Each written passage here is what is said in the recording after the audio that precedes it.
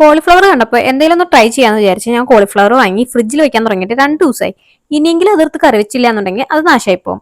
സാധാരണ കോളിഫ്ലവർ ഒക്കെ ചില്ലി ഗോബി ആയിട്ട് അല്ലെങ്കിൽ ഗോബി 65 മസാലക്കറി ഒക്കെ ആയിട്ടാണ് നമ്മൾ കഴിക്കാറ്. പക്ഷെ ഇന്ന് നമ്മൾ ഉണ്ടാക്കുന്നത് കോളിഫ്ലവർ ഒലത്ത് അല്ലെങ്കിൽ കോളിഫ്ലവർ തോരനോ അങ്ങനെ എന്ത് വേണമെങ്കിലും പറയാം. കുക്കിംഗ് തുടങ്ങണേക്ക് മുമ്പ് എനിക്ക് നല്ല കോൺഫിഡൻസ് ആയിരുന്നു. സംഭവങ്ങളെല്ലാം സെറ്റാക്കി അരിഞ്ഞൊക്കെ വെച്ച് റെഡി ആയിട്ട് ഇരിക്കായിരുന്നു. പക്ഷെ പിന്നീട് എന്റെ കോൺഫിഡൻസിന് എന്ത് സംഭവിച്ചെന്ന് നമുക്ക് വഴിയെ കാണാം. അത് കഴിഞ്ഞ് നമ്മളത് സബോള, മല്ലിയില, ഇഞ്ചി, വെളുത്തുള്ളി എല്ലാം അരിഞ്ഞ് റെഡിയാക്കി വെച്ചിട്ടുണ്ട്. അപ്പൊ പാൻ ചൂടായതിനു ശേഷം മാത്രം നമ്മൾ വെളിച്ചെണ്ണ ഒഴിച്ചു കൊടുക്കുക. വെളിച്ചെണ്ണയ്ക്കൊക്കെ ഇപ്പൊ എന്താ വില അല്ലെ. അതിനുശേഷം നമ്മൾ വെളിച്ചെണ്ണ ചൂടായി കഴിയുമ്പോൾ അതിലോട്ട് അരിഞ്ഞു വെച്ചിരിക്കുന്ന സബോള ഇട്ട് കൊടുക്കുക. നന്നായിട്ട് വഴറ്റി കൊടുക്കുക.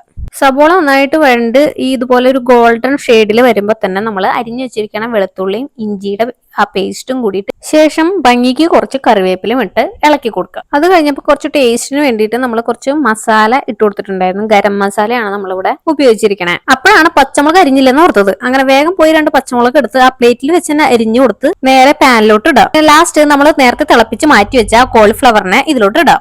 എന്നിട്ട് നന്നായിട്ട് മിക്സ് ചെയ്യാം. അതിലോട്ട് എത്ര നന്നായിട്ട് മിക്സ് ചെയ്ത് കൊടുത്തിട്ടും ആ ഒരു കളർ അങ്ങോട്ട് സെറ്റ് ആവണ്ടായിരുന്നില്ല. അപ്പൊ എനിക്ക് തോന്നി എന്നാൽ കുറച്ച് മുളക് പൊടി ആഡ് ചെയ്ത് നോക്കിയാലോ. അങ്ങനെ ഞാൻ കുറച്ച് മുളക് പൊടിയും കൂടി അതിലോട്ട് എടുത്തിട്ടു. എന്നിട്ട് നന്നായിട്ട് മിക്സ് ചെയ്യാൻ തുടങ്ങി. പക്ഷെ സത്യം പറഞ്ഞാൽ എന്തൊക്കെ ചെയ്തിട്ടും ഒരു വലിയ മെനയൊന്നും വന്നിട്ടുണ്ടായിരുന്നില്ല. അപ്പൊ ഞാൻ വിചാരിച്ചു എന്നാൽ കുറച്ചൊരു മല്ലിപ്പൊടി ഇട്ട് നോക്കാം. ഇനി അങ്ങനെ മസാലകളൊന്നും അവോയ്ഡ് ചെയ്തുകൊണ്ട് ആണോ കറി കാണാൻ വലിയ ഭംഗിയൊന്നും ഇല്ലാത്തത്. എന്നിട്ട് പിന്നെ കുറച്ച് വെള്ളം ആഡ് ചെയ്തു ഒന്ന് തിളപ്പിക്കാൻ വെച്ചു. പോരാതിന് കുറച്ച് വിനാഗിരിയും ചേർത്ത് കൊടുത്തു. എന്നിട്ട് നന്നായിട്ട് മൂടി വെച്ച് വേവിച്ചു. അപ്പൊ അങ്ങനെ ചെയ്തപ്പോ കറിയൊക്കെ ഒരുവിധം കാണാനൊക്കെ ഇതൊരു കറിയാണ് എന്ന മട്ടിലേക്ക് വന്നു.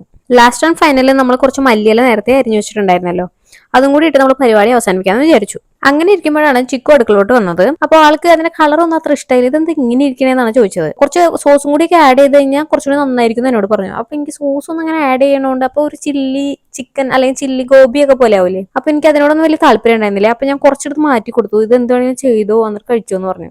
അപ്പോൾ ആളുടെ പങ്ക് വേഗം പാനിലോട്ട് ഇട്ട് ചൂടാക്കാൻ തുടങ്ങി. പിന്നെ കുറച്ച് മുളക് പൊടി ഇട്ടു. ആ മുളക് പൊടി കരിഞ്ഞ് പുകഞ്ഞ് അവസാനം എക്സോസ്റ്റ് ഇട്ടിട്ട് ഞങ്ങൾക്ക് അവിടെ നിൽക്കാൻ പറ്റാത്ത അവസ്ഥയായിരുന്നു. അങ്ങനെ ചുമച്ച് ഞങ്ങളൊരു പാകമായപ്പോ കുറച്ച് വെള്ളം എടുത്ത് അതിലോട്ട് ഒഴിച്ചു. എന്നിട്ട് നന്നായിട്ട് ഇളക്കിയതിന് ശേഷം മാത്രം കുറച്ച് സോസ് അതിലോട്ട് ഒഴിച്ചു കൊടുത്തു. അരിഞ്ഞു വെച്ചതിൽ ബാക്കിയുള്ള കുറച്ച് മല്ലിയിലും കൂടി ഇതിലോട്ട് ഇട്ട് കൊടുത്തപ്പോ സംഭവം കാണാൻ നല്ല ഭംഗിയായി, കഴിക്കാൻ തോന്നുന്ന ഒരു അവസ്ഥയിലെത്തി. അപ്പൊ അത് കണ്ടപ്പോ എനിക്ക് തോന്നി എന്നാ എന്റെയും ഇതുപോലെ അങ്ങോട്ട് ചെയ്താലോ. പിന്നെ ഞാൻ കൂടുതലൊന്നും ആലോചിക്കാൻ നിന്നില്ല. പാനിലോട്ട് എന്റെ സാധനം തട്ടി കുറച്ച് വെളിച്ചെണ്ണയും കൂടി ഒഴിച്ച് നന്നായിട്ട് ഡ്രൈ ആക്കാൻ തുടങ്ങി. കുറച്ച് കഴിഞ്ഞ് നോക്കിയപ്പോ സംഭവം എന്തായാലും ഡ്രൈ ആയിട്ടുണ്ട്. പക്ഷെ അതിലെ സബോളയൊക്കെ കരിഞ്ഞ പോലെ ഇരിക്കുന്നുണ്ട്. പക്ഷെ നന്നായി മൊരിഞ്ഞാണ് ഇരിക്കുന്നത്, കരിഞ്ഞിട്ടൊന്നും ഉണ്ടായിരുന്നില്ല. അപ്പൊ എന്തായാലും ഞാനത് പാത്രത്തിലിട്ട് ഫുഡ് കഴിക്കാനായിട്ട് പോവാണ്.